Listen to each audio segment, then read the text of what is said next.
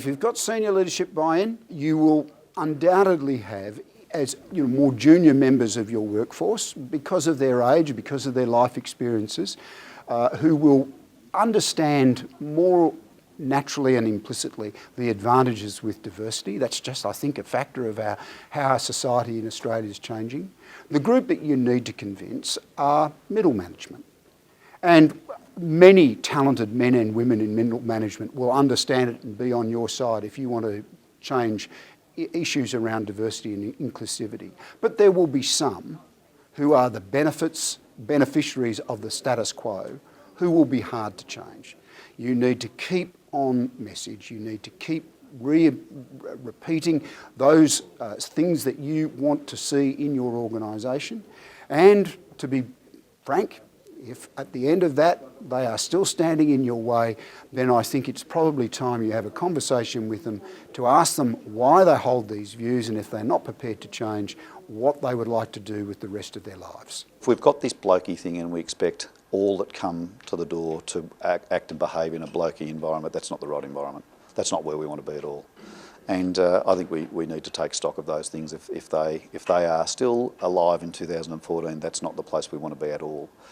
We've got to make sure that it represents what we see as community standards of respect and understanding of people, and we've got to apply them into our environment.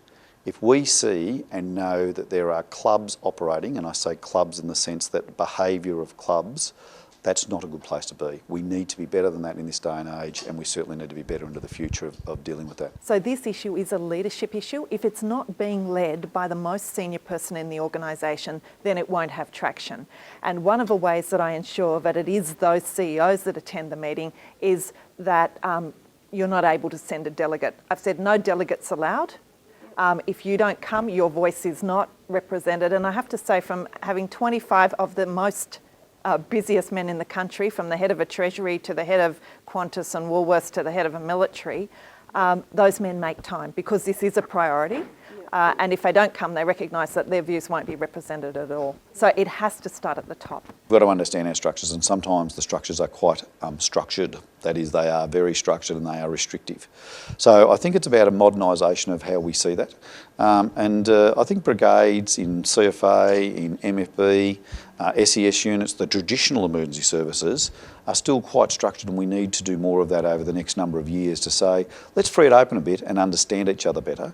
That's not challenging the fact that we've got command and control. Let's respect that and understand it's got a place, but we've also got to open up the management structures to be more able to deal with the issues that I think we've all faced before and will certainly face in the future. The work that I've done with the military was very much about taking the stories of people, talented individuals who who loved their organisation, but they had paid an unacceptable price for participation. Now, those stories weren't to be told by me, they were to be told by the individuals themselves. So that really raises the second issue: how do you create the safe space to tell stories?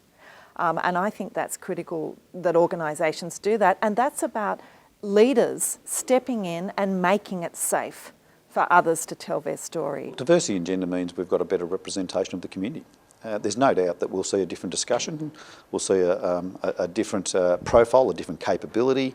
It's really important for the future in the way in which we see everything. It's got generational change, it brings the opportunity for Generation X and Y to participate. They are different, but they want to be involved, they're community focused, they want to be involved, they want to be respected, and they want to contribute. So it's diversity, it's gender, it's generational change. It's got to take all those issues in, but certainly the fact that we've got a male-dominated presence means that we've got to be focused on gender as well, which is one of those key things about opening the doors to make sure we have a greater profile. And I think it represents the community. You know, it really does start to represent what the community profile is about what our agencies look like and how they operate. In a lot of the emergency services organisations tend to be male-dominated, and I think that's an issue. And I think some thinking around recruiting more women and making it a much friendlier workplace for women to come to, because male-dominated workforces can stifle innovation and growth in an organisation. I think it's great to improve the mix of personnel that are working. And certainly, if I look at my own workplace, I've been recruiting a number of women to come and work within what's been historically and traditionally a male-dominated workforce at Crime Command. And it does change the culture and the environment. So I think that's great. And women bring ideas on how to support each other as well, and they challenge men. Lots of things have changed, and in that sense, we've got to take the changes with us. The opportunity for what it brings to us in capability and capacity to have a diverse workforce, a diverse sector, is really important.